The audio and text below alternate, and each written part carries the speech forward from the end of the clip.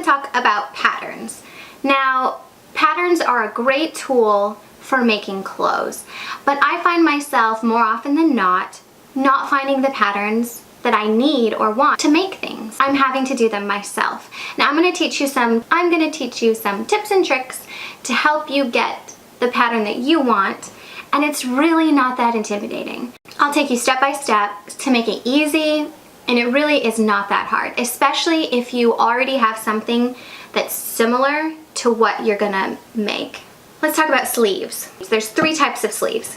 One is like what I'm wearing, where there is no seam right here. It's basically the same piece of fabric all the way down. Where my seam is right up the center, okay? So it's like basically 2 pieces, a front and a back. The most popular type of sleeve is called a set-in sleeve. And this is an example of that. It is where you have your main t-shirt material, and then the sleeve seam is right here where it would hit you on the shoulders. See? Just a nice little sleeve. Another type of sleeve is called a Raglan sleeve, which most baseball tees are Raglan sleeve. It's where the sleeve seam goes to the neckline. You can see here, because of the color change, the sleeve goes all the way up and participates in the neckline.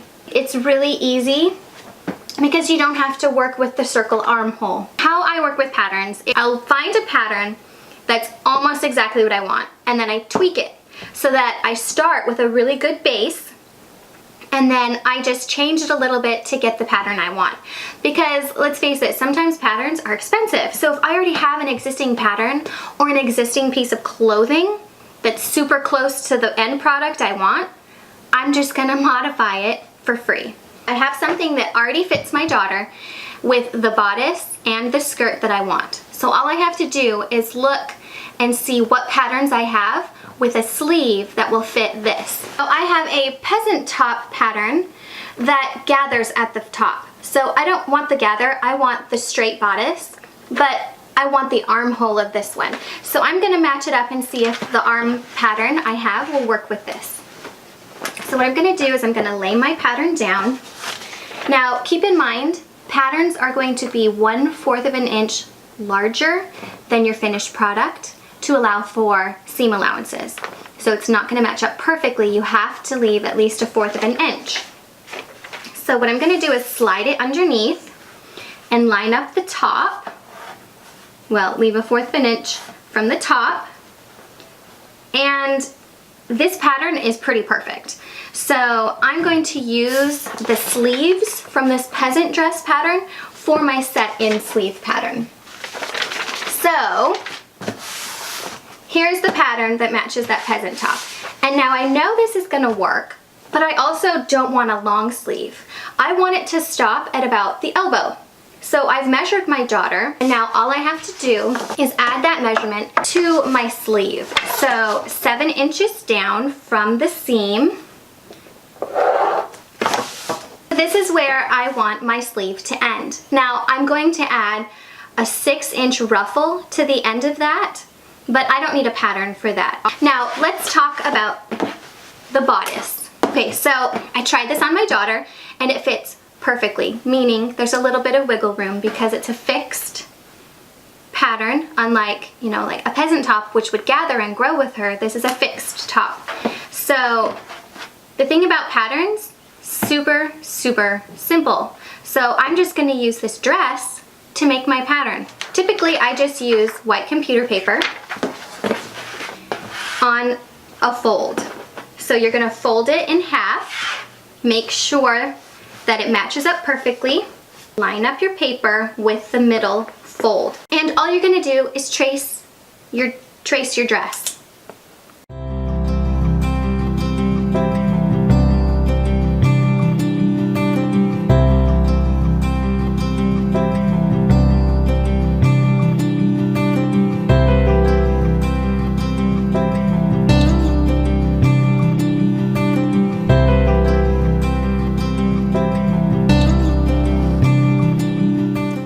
What I'm going to do now is I'm going to go around and I'm I'm going to add 1/4 of an inch to the entire pattern to allow for seam allowances.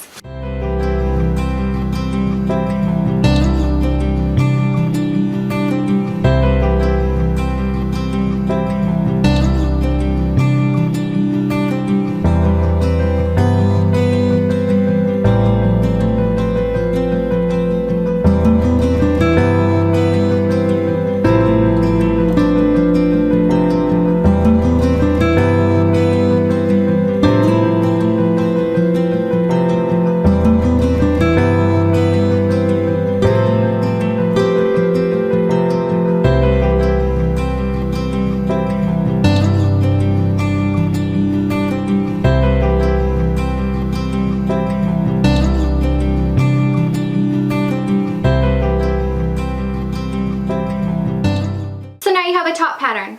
Now, how to modify this for the back depends on how you're doing the back. When I cut this back out, I will add an inch to my pattern. So now what we need to work on is the skirt pattern.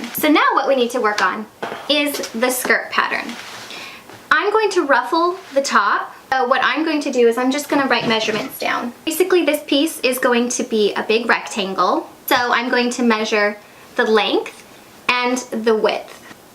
17 by 29. Remember, you need to add some for seams. For the skirt, I'll add 1 inch, so 18 inches.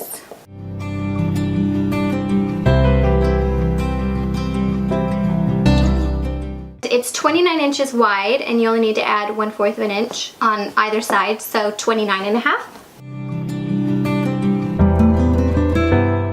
If you want even numbers, you totally can do that. Instead of doing 17.5 inches, you could just do 18 inches because it's really not that big of a difference on the skirt because it's barely going to move your hem or your width. So don't worry about the halves and the fourths. You can just move by 1 inch increments.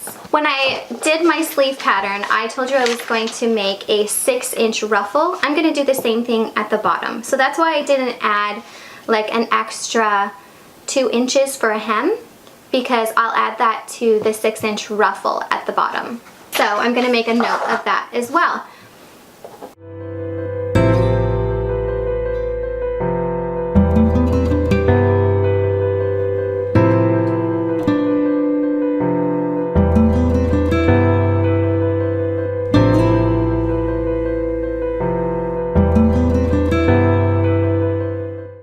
Leave a link of me making this dress, so if you want to see the final outcome or the process, come check it out.